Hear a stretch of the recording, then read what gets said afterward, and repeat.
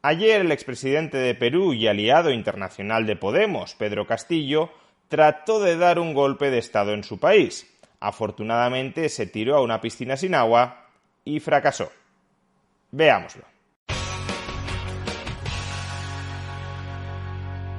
Ayer el Congreso de Perú había convocado la tercera votación de vacancia presidencial, es decir, una votación en la que se dilucidaba si el Congreso destituía o no destituía a Pedro Castillo, en ese momento todavía presidente de Perú.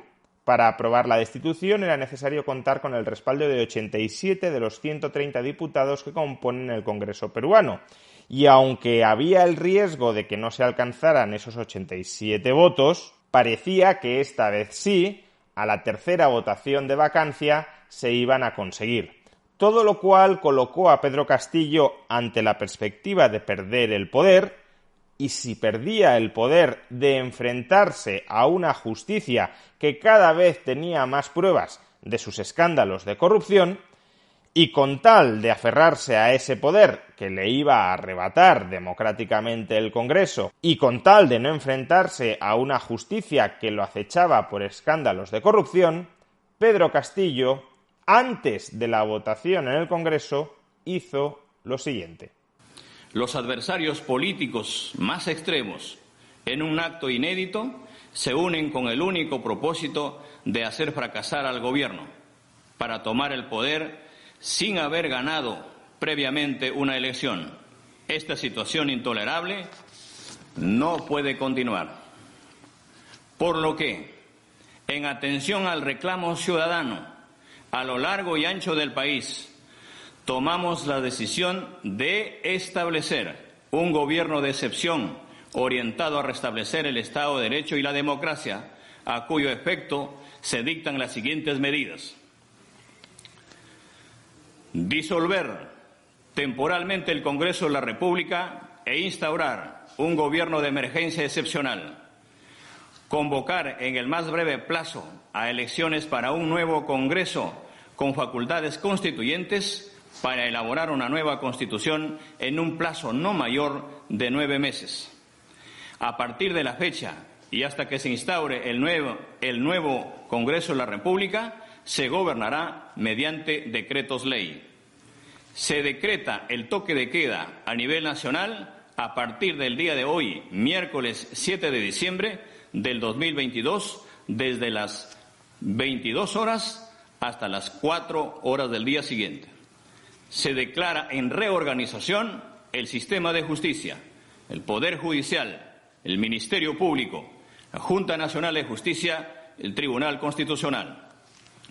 Todos los que poseen armamento ilegal deberán entregarlo a la Policía Nacional en el plazo de 72 horas. Quien no lo haga comete delito sancionado con pena privativa de la libertad que se establecerá en el respectivo decreto ley. La Policía Nacional, con el auxilio de las Fuerzas Armadas, dedicarán todos sus esfuerzos al combate real y efectivo de la delincuencia, la corrupción y el narcotráfico, a cuyo efecto se les dotará de los recursos necesarios. Llamamos a todas las instituciones de la sociedad civil, asociaciones, rondas campesinas, frentes de defensa y a todos los sectores sociales a respaldar estas decisiones que nos permitan enrumbar nuestro país hacia su desarrollo sin discriminación alguna. Fijémonos en que nos hallamos ante un golpe de Estado en toda regla. El Poder Ejecutivo, sin ninguna competencia para ello, está disolviendo el Poder Legislativo y está tomando el control del Poder Judicial.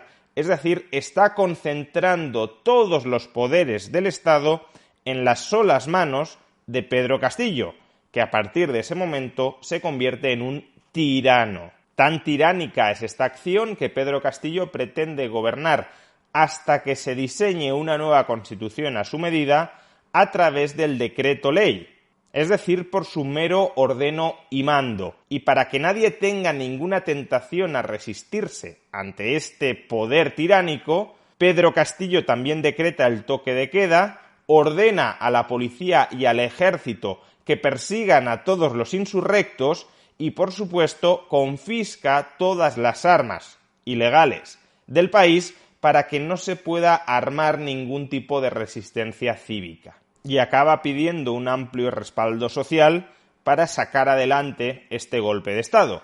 Pero afortunadamente nadie siguió a Pedro Castillo en este aventurismo golpista. A los pocos minutos de dar este golpe de Estado, prácticamente todo su gobierno dimitió y denunció que estábamos ante un golpe de Estado. A su vez, el Congreso aceleró la votación de vacancia y terminó destituyendo a Pedro Castillo por 101 votos de los 130 que componen el Congreso de la República. También el Tribunal Constitucional declaró que estas medidas de Pedro Castillo socavaban el orden constitucional y que, por tanto, estábamos ante un golpe de Estado. Y tanto la policía como las Fuerzas Armadas emitieron un comunicado diciendo que Pedro Castillo se había extralimitado en sus competencias y que, por tanto, no darían respaldo a este golpe de Estado. Así pues, todas las instituciones del Estado, incluyendo el propio Poder Ejecutivo, se giraron en contra de Pedro Castillo, se giraron en contra del intento de golpe de Estado de Pedro Castillo, el cual no tuvo otro remedio que salir huyendo con su familia del Palacio Presidencial para tratar de buscar refugio, asilo político, en la embajada de algún otro estado que fuera afín a este personaje golpista, previsiblemente la Embajada de México. Pero la ciudadanía se movilizó con rapidez, cortó las comunicaciones, los accesos por carretera a las distintas embajadas que potencialmente podrían haber acogido a Castillo, y Pedro Castillo terminó siendo detenido en poco más de una hora por la policía. Es decir, que en apenas una hora Pedro Castillo pasó de ser un tirano a ser un preso.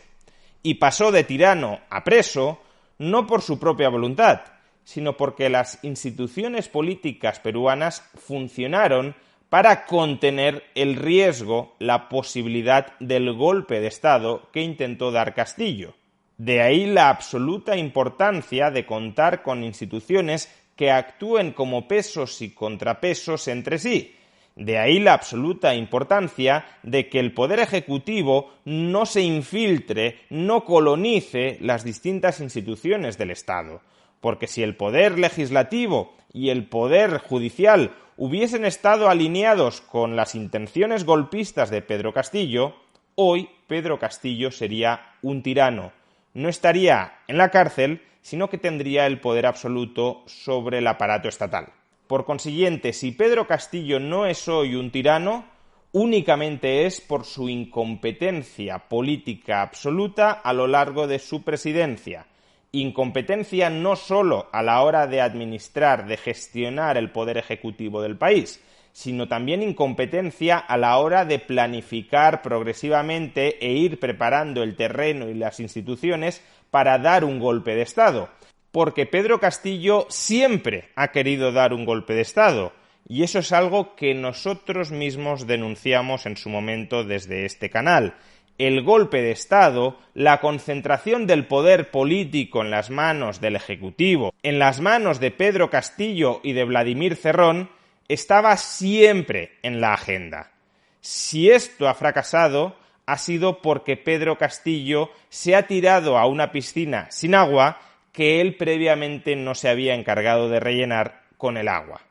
Y por eso los peruanos no deberían relajarse, no deberían cantar victoria, deberían permanecer extremadamente vigilantes de los pasos que vaya a dar durante los próximos años la nueva presidenta de Perú, Dina Boluarte. Al fin y al cabo, Dina Boluarte forma parte del mismo partido que Pedro Castillo, Perú Libre, partido presidido por Vladimir Cerrón, que fue quien ha instado continuamente a Pedro Castillo a dar un golpe de Estado contra la Constitución. Si Dina Boluarte es más hábil a la hora de mover los hilos internos para socavar desde dentro las instituciones y el Estado de Derecho, el próximo intento de golpe de Estado puede que no concluya en esta opereta, en esta farsa a ojos de todo el mundo, sino que podría terminar con la misma democracia en el Perú. Y para que ello no suceda, hay que estar atento a cada uno de los movimientos que durante los próximos años vaya a dar Dina Boluarte, y cualquier intento de minar la independencia de las instituciones que, llegado el caso, actuarían como contrapoderes para frenar un golpe de Estado, como actuaron ayer como contrapoderes a la hora de frenar el golpe de Estado de Pedro Castillo, cualquier intento de minar, de colonizar esas instituciones independientes debería ser frontalmente denunciado y frontalmente combatido. El Estado de Derecho no subsistirá en Perú por la buena voluntad de Dina Boluarte o de Perú Libre. El Estado de Derecho solo subsistirá en Perú si se impide que Dina Boluarte y Perú Libre lo destruyan.